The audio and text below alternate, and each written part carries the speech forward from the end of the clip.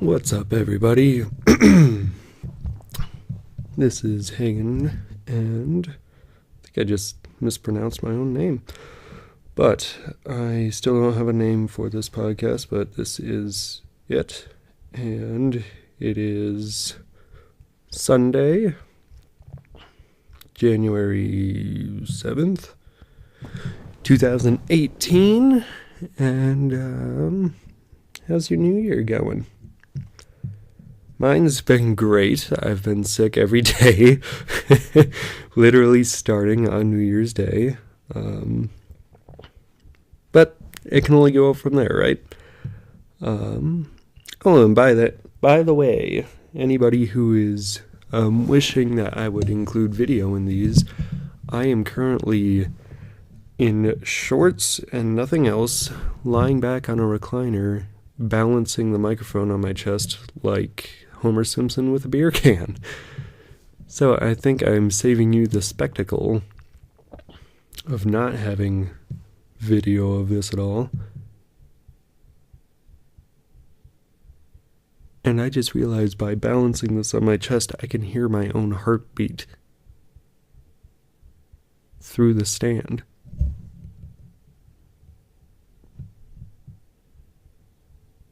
Well, that won't do. I'll sit up.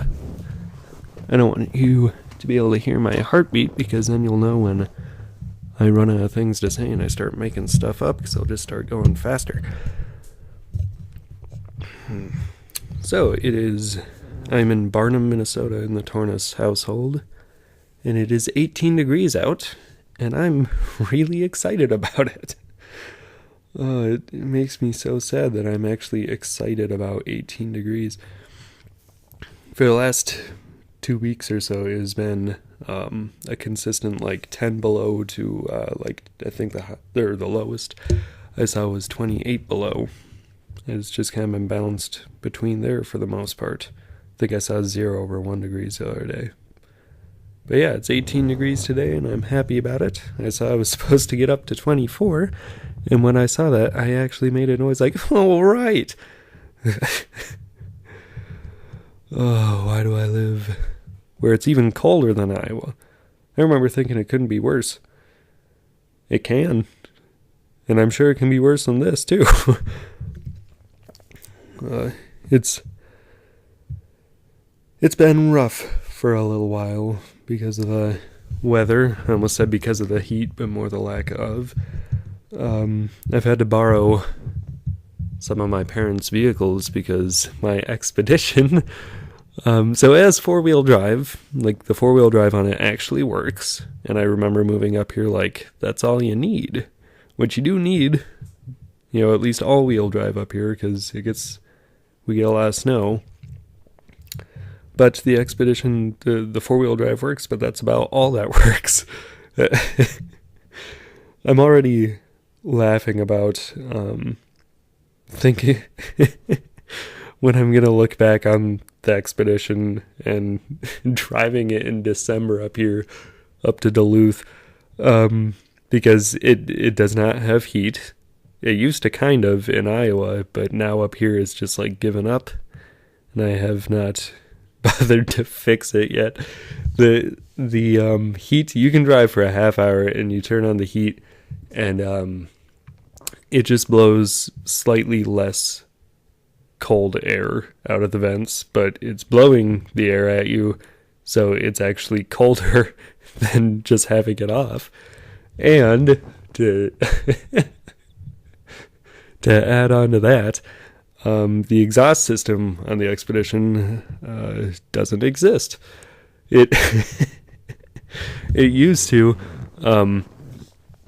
from what I understand, after I took it to a few shops and things, whoever had it, however many people had it before me, somebody at one point put in an aftermarket exhaust system. It had dual exhaust, which that was not common. I mean, it wasn't, I can't even think of the term. It wasn't the factory default to have dual exhaust in it, and they put 2 aftermarket mufflers on it and chrome tips out of the back. So my 98 Ford Expedition will look sweet. I'm not wearing deodorant yet. But yeah, that aftermarket exhaust has all just fallen apart. I remember one day in Mason City, I stayed somewhere downtown, and the next day I drove back to my apartment. I only had like an hour before I had to be to work. And I noticed there was some weird kind of sound I wasn't used to, but something seemed to be not working quite right. It was slower, it was louder. And I got to my apartment, I ran in, showered, and changed. And when I walked back out to the apartment, the muffler was just sitting on the ground underneath it. And I had just dragged it about 6 miles back to my apartment. And then because there were 2 of them, the same thing happened later on. Oh, and when I had first gotten it, I had noticed one of the pipes was like sticking downwards, and it was winter time, so that had gotten packed with snow. It had broken off in the middle and was like hanging, and I showed Ethan Brown's dad, Lynn, that it was hanging like that, and I left it with him while me and Ethan went to Cedar Rapids or something for the weekend. And when I came back, I took the car from him and I drove it around. I had it for like 2 weeks. And one of the days when I was coming out of a gas station, all of a sudden I realized that pipe was just gone. And I thought it had fallen off somewhere, but I just stopped dead in my tracks and stared at it because I thought that I just dropped like a 6-foot pipe in the middle of a highway and didn't even notice. But as it turns out, Lynn had removed that for me. So yeah, I was driving in like 10 below weather with a car with no heat, and because of the exhaust,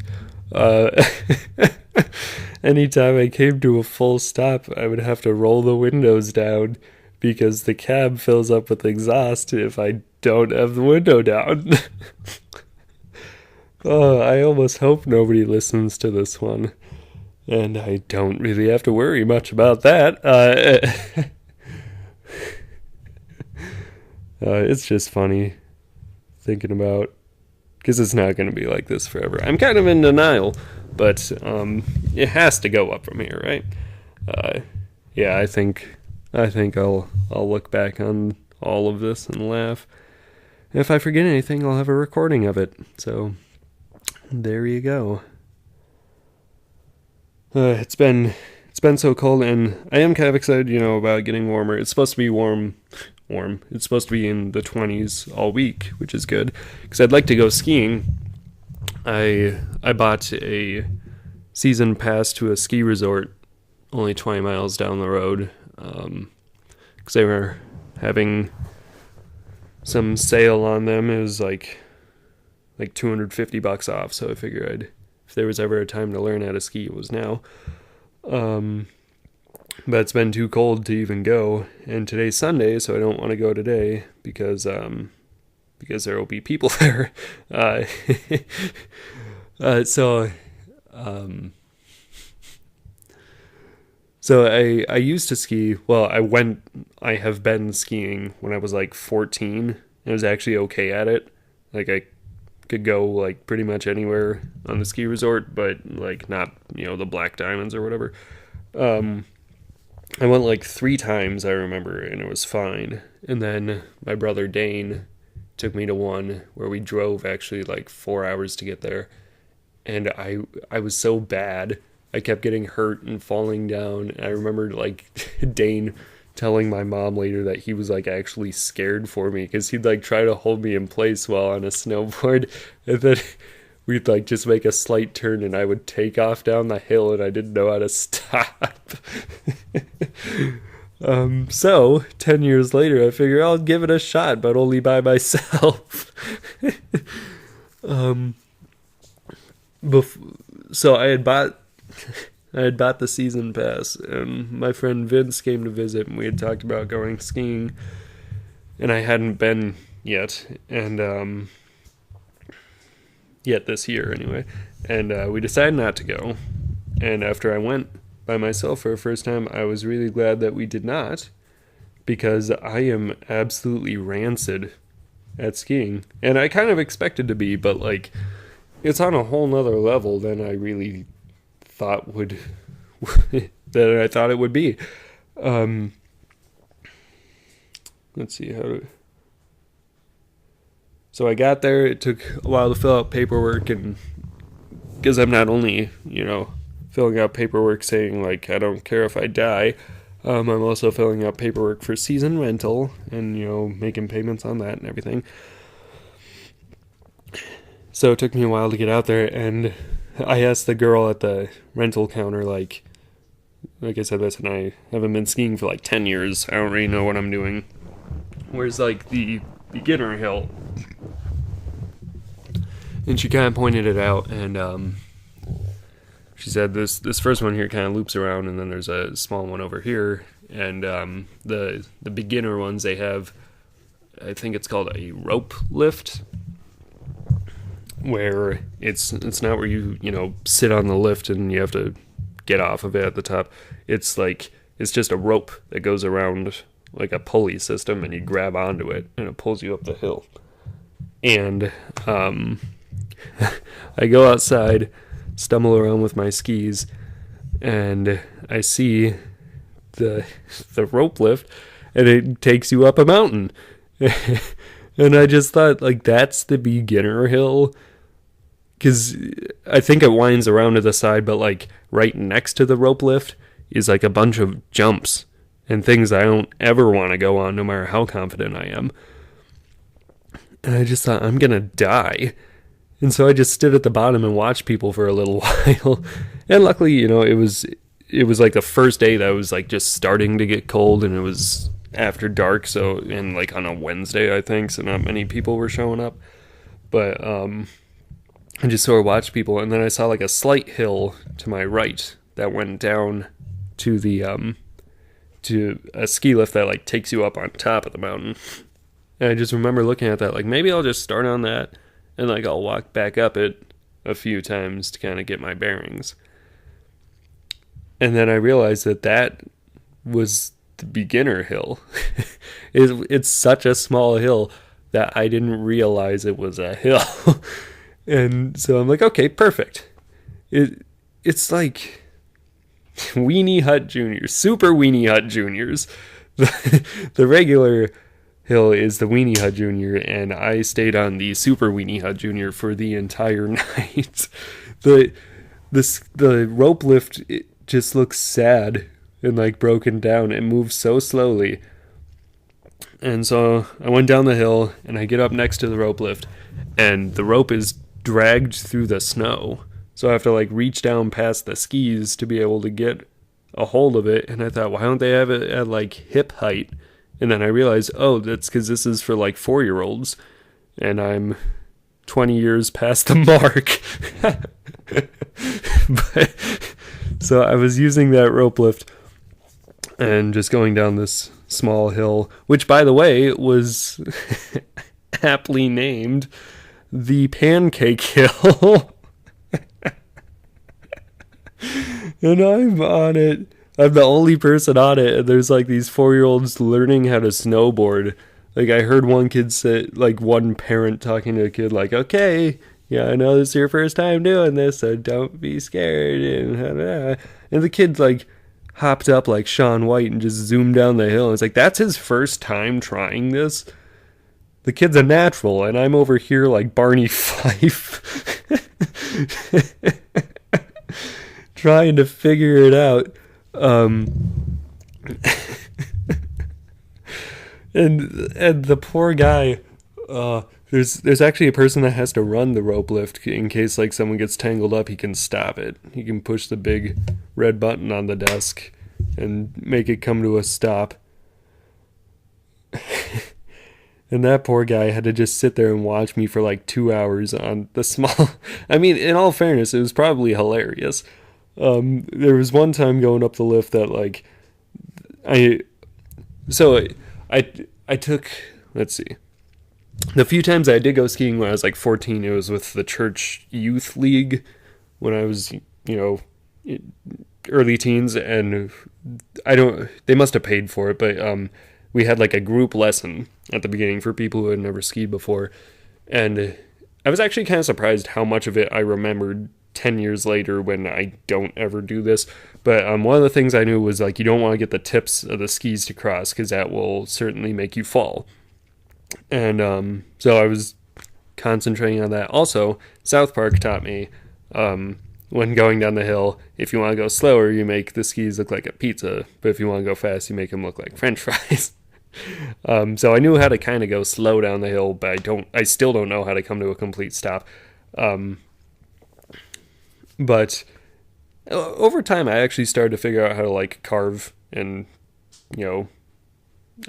serpentine back and forth, left and right. So I think I've started to get the hang of it. And anyway, going up the rope lift one of the times, the tips crossed and it made me fall. And this is why I don't want to go when there's actually people there, because like I fell down and didn't know how to get back up. It was like a baby deer falling over on its side, like learning how to walk. I could not get back up. And for any of you who haven't been skiing before, there's like you wear boots that like are at like a incline kind of, so you're like always tipped forward. And let's see, see, this is the kind of part that I should just edit out, but I'm too lazy. They like snap into place. Like there's a lip at like the tip of your toes and behind your heel that like they snap into place and you stomp down into it. And then to get the ski off, there's like not a lever, it's like a button that you push down that like releases it and kind of springs your foot upwards. But like there's no way that I can bend like that to reach them when standing up anyway, to do it with my fingers. So what you do is you use the ski poles, which they probably have a name, but I do not know it. And there's like a little divot on the button that you put the tip of the ski pole in and you push down on. But I'm such a twig that like I have to use my full body weight on it to be able to push me out of it. And when I fell down, I was laying on my side and like I didn't, because the skis were on their side, I didn't have the ground underneath them for like to hold it still and to give me any kind of surface to push down on. So I was trying to push on it and I couldn't get the skis off. So I just laid there for a few minutes till where like cramps were setting in my legs. And I was so glad that there were no like children behind me, because they would have just been piling up on top of me and I wouldn't have been able to move. But I remembered from that lesson again, what you do if you tip on your side like that is like you kind of roll over and you whichever foot is like closest to the ground, you pick that up and you have to like lift it really high so you can turn the skate around or the ski around, and then you lay it down flat so like the inside of each foot is down on the ground flat, kind of like snipers. That's not going to relate to anybody, but when snipers are laying down, they they lay their feet down flat on their sides so that they're not poking up. Anyway, that's why I related it to. But I remembered to roll around and flip it over like that. I need to go put on deodorant. I'm sweating like the pig who knows he's dinner. Yeah, I'm in the warmest place in the house, which is the basement, which, as far as I know, completely defies... Would that be physics? I'm such an idiot. But isn't heat supposed to rise? Anyway, I figured out how to get back up. And I rode the rope lift up, and I got off, and I rode back down to the bottom. And I thought the embarrassing part would be lying on the ground there, but it's not. It's going back down there and seeing my imprints in the snow, where you see me, you can see like the outline of my body on its side, and then like where I got up and just went on a tiny like sad semicircle back to the front of the ski lift. And then, as time goes on, I mean, granted, it is a small hill, and using the rope lift really isn't all that difficult. But after doing it for like 2 hours, it does start to get a little bit exhausting on your upper body. So, the hill, like the steepest part, which still wasn't steep, was like right at the top. And so you're kind of taken on this plane for, I don't know, 100 feet, and then like the last 20 feet is this steeper hill. And because it was cold enough that there was ice forming on the rope, and my gloves were slippery, I got like towards the end, I got to the point where I would get to that steep part and I couldn't hold on to the rope, and it was just sliding through my hands, and I wasn't going anywhere. I was just standing in place. Oh man, I I had to have made so many people laugh that night, and that's the only part that makes me okay with people looking at me. uh, oh yeah, it really doesn't bother me that people were laughing at me, and that's probably the only reason that I have the courage to go try to teach myself how to ski. But like I said, towards the end there, I actually kind of started to figure it out, and honestly, being 24 years old and growing up in Iowa, teaching myself how to ski, I don't think I did that badly. I'm such an idiot. But yeah, I think I did all right. And as time goes on, I think I will get better. Hopefully. Otherwise, worst case scenario, I figured if I don't, as long as I go 3 times, I'll get my money's worth. So I'm a third of the way there. But even if I don't get to ski that often and the season comes to an end, that just means it's about to get warm. So win-win, really. And I don't ever have to buy it again if I don't want to. Or if I'm awesome at it, which clearly I am not, but if I get awesome at it, then it'll be a skill set that I can use later on. Look at me rationalizing my not so well thought out purchases. So that is the podcast for today. Looking at about 22 minutes because people don't seem to like to listen to the longer ones unless it has Vince. So I'll try to keep them shorter.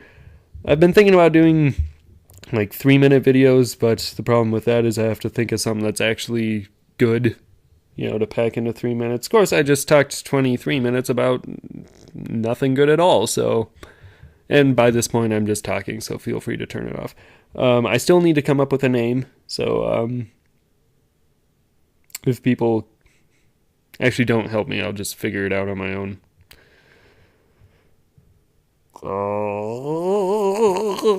Yeah, that's it. I'm gonna end it here. Thanks for listening.